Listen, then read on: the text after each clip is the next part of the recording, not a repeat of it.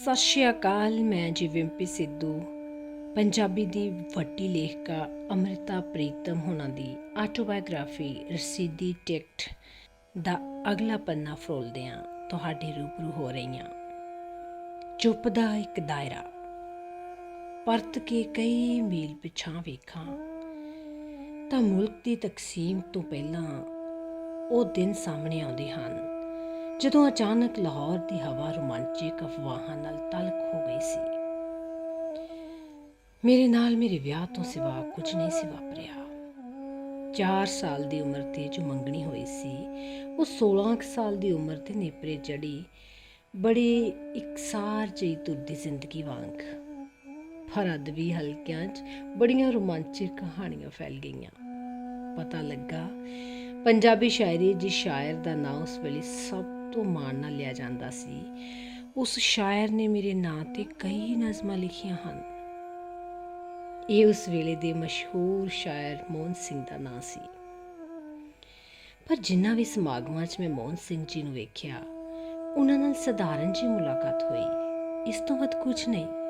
ਸ਼ਾਇਦ ਉਹਨਾਂ ਦਾ ਸੁਭਾਅ ਹੀ ਸੰਜੀਦਾ ਤੇ ਗੰਭੀਰ ਸੀ, ਇਸ ਲਈ ਮੈਨੂੰ ਉਹਨਾਂ ਨਾਲ ਕੋਈ ਸ਼ਿਕਵਾ ਨਹੀਂ ਸੀ। ਪਰ ਦੁਆਲੇ ਪਸਰਦੀਆਂ ਕਹਾਣੀਆਂ ਤੋਂ ਮੈਂ ਖੁਸ਼ ਨਹੀਂ ਸਾਂ।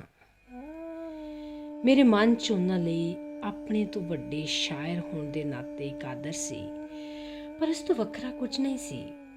ਮੇਰਾ ਮਨ ਆਪਣੀ ਹੀ ਤਹਿ ਝੂਠ ਦੇ ਪਰਛਾਵਿਆਂ ਨਾਲ ਮੱਲਿਆ ਹੋਇਆ ਸੀ, ਇਸ ਲਈ ਦੁਆਲੇ ਦੀਆਂ ਕਹਾਣੀਆਂ ਸਿਰਫ ਇਹ ਖੌਫ ਜਗਾਉਂਦੀਆਂ ਸਨ ਕਿ ਮੈਂ ਇੱਕ ਗਲਤ ਫਹਿਮੀ ਦਾ ਕੇਂਦਰ ਹੋ ਰਹੀ ਹਾਂ।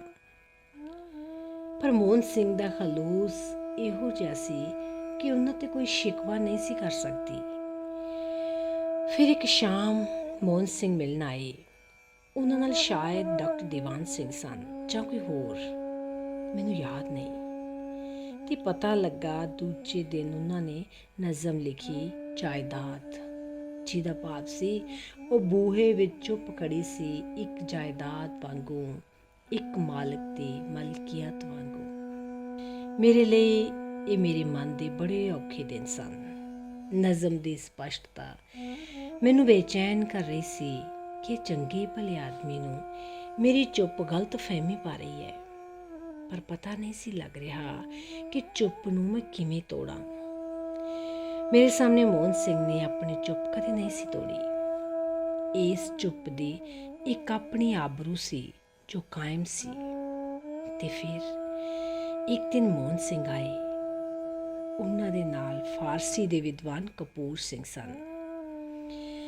ਮੇਰਾ ਸੰਕੋਚ ਉਸੇ ਤਰ੍ਹਾਂ ਸੀ ਜਿਹਦੇ 'ਚ ਆਦਰ ਵੀ ਸ਼ਾਮਿਲ ਸੀ, ਪਰ ਸ਼ਾਇਦ ਕੁਝ ਰੁਖਾਈ ਵੀ, ਕਿ ਅਚਾਨਕ ਕਪੂਰ ਸਿੰਘ ਜੀ ਨੇ ਆਖਿਆ, Mohan Singh, don't misunderstand her, she doesn't love you.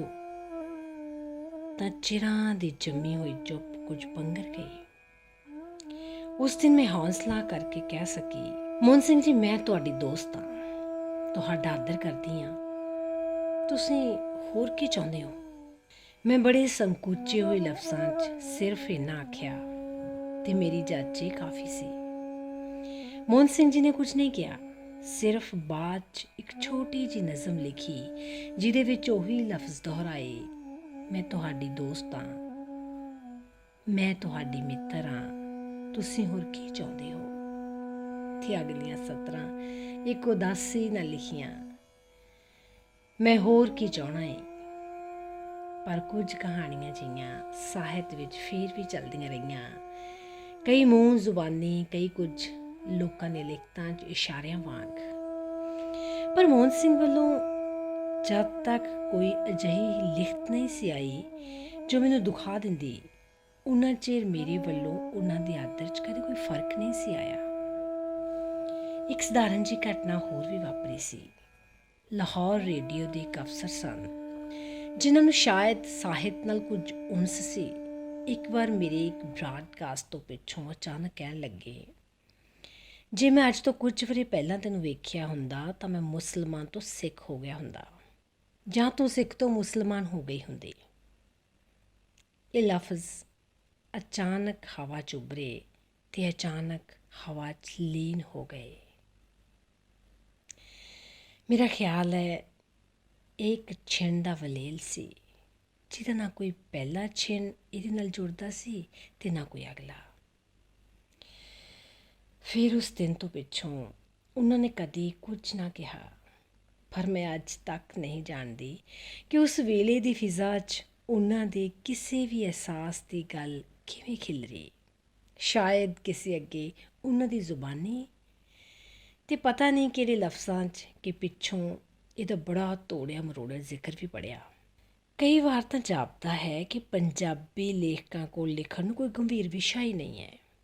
ਉਹ ਖੁਦ ਹੀ ਕੁਝ ਅਫਵਾਹਾਂ ਫੈਲਾਉਂਦੇ ਨੇ ਅਤੇ ਖੁਦ ਹੀ ਉਹਨਾਂ ਨੂੰ ਆਪਣੀ ਮਰਜ਼ੀ ਨਾਲ ਜਿੱਧਰ ਚਾਹੇ ਮੋੜਦੇ ਨੇ ਅਤੇ ਫਿਰ ਉਹਨਾਂ ਨੂੰ ਲਿਖ ਲਿਖ ਕੇ ਉਹਨਾਂ 'ਚੋਂ ਲੱਜ਼ਤ ਲੈਂਦੇ ਨੇ।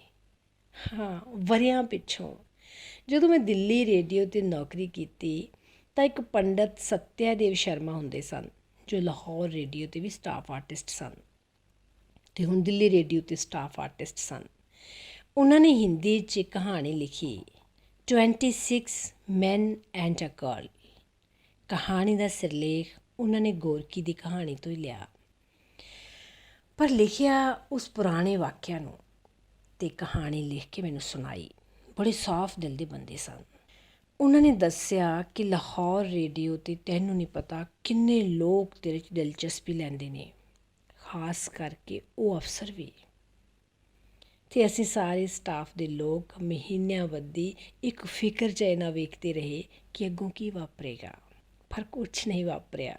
ਸ਼ਰਮਾ ਜੀ ਸ਼ਾਇਦ ਇਹ ਕਹਾਣੀ ਕਦੇ ਵੀ ਨਾ ਲਿਖਦੇ, ਪਰ ਮੈਨੂੰ ਵੇਖ ਕੇ ਉਹਨਾਂ ਨੂੰ ਵਰ੍ਹਿਆਂ ਦੀ ਪੁਰਾਣੀ ਉਹ ਉਡੀਕ ਚੇਤੇ ਆ ਗਈ, ਜਿਹਦੇ 'ਚ ਉਹ ਕੁਝ ਵਾਪਰਨ ਦੀ ਸੰਭਾਵਨਾ ਸੋਚਦੇ ਸਨ। ਕਹਾਣੀ 'ਚ ਸਟਾਫ ਦੇ ਛੋਟੇ ਛੋਟੇ ਲੋਕਾਂ ਦੇ ਕੰਮਾਂ ਦਾ ਜ਼ਿਕਰ ਸੀ, ਜੋ ਕੋਈ ਅਵਾਈ ਸੁਣਨ ਦੀ ਆਸ ਵਿੱਚ ਕੰਧਾਂ ਨਾਲ ਲੱਗੇ ਰਹਿੰਦੇ ਸਨ। ਕੁਝ ਸੁਣਾਈ ਨਹੀਂ ਸੀ ਦਿੰਦਾ ਤਾਂ ਹੈਰਾਨ ਰਹਿ ਜਾਂਦੇ ਸਨ ਕਿ ਸ਼ਾਇਦ ਕੁਝ ਵਾਪਰ ਵੀ ਚੁੱਕਾ ਹੈ, ਪਰ ਕੰਨਾਂ ਤੱਕ ਨਹੀਂ ਪਹੁੰਚ ਰਿਹਾ। ਸ਼ਰਮਾ ਜੀ ਸਧਾਰਨ ਜਿਹੇ ਲੇਖਕ ਸਨ, ਪਰ ਮੇਰਾ ਖਿਆਲ ਹੈ ਇਹ ਕਹਾਣੀ ਉਹਨਾਂ ਦੀ ਸਭ ਤੋਂ ਚੰਗੀ ਕਹਾਣੀ ਸੀ। ਉਹਨਾਂ ਨੇ ਇੱਕ ਤਣੇ ਹੋਏ ਮਾਹੌਲ ਨੂੰ ਪਕੜਨ ਦੀ ਕੋਸ਼ਿਸ਼ ਕੀਤੀ ਸੀ, ਪਰ ਆਪਣੇ ਵੱਲੋਂ ਪੰਜਾਬੀ ਲੇਖਕਾਂ ਵਾਂਗ ਜ਼ਬਰਦਸਤੀ ਕੋਈ ਨਤੀਜਾ ਨਹੀਂ ਸੀ ਕੱਢਿਆ। ਕਹਾਣੀ 'ਚ ਇੱਕ ਇਮਾਨਦਾਰ ਸਾਦਗੀ ਸੀ।